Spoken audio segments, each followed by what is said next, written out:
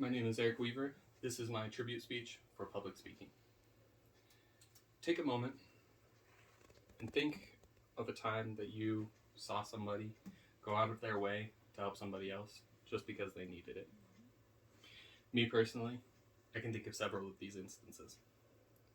Whether it was making something from scratch just because he knew how much it would mean to the person it was for, or going out of his way to fix something just because he was asked. It doesn't matter how busy he was, what's going on in his life, or how crazy it may be. He always finds a way to be there for people, pull them out of the weeds, and point them back in the right direction. While he may not know how to talk about emotions, he does know how to teach his children how to be more strong, caring, and compassionate people. A few things that I learned from my father are: 1, always handle your business. It doesn't matter whether somebody's depending on you or you gave your word. It is your job to make sure that you see whatever that responsibility might be through to the end. 2, if somebody asks you for help, you help them. It doesn't matter what's going on in your life or how busy you may be. If you have the ability to help somebody, you do it. Would you not hope that somebody did the same thing for you if you were in that same situation?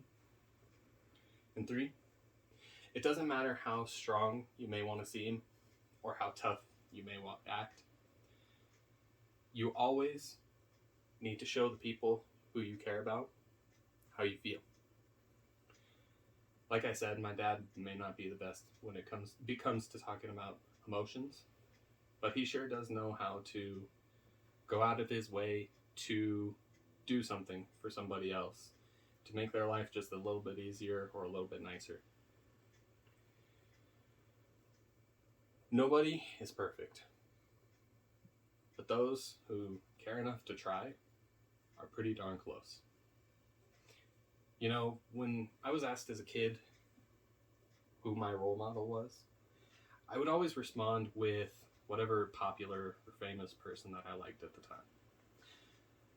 But as I was growing up, or as I grew up, I realized more and more that my role model was somebody that I grew up with from day one.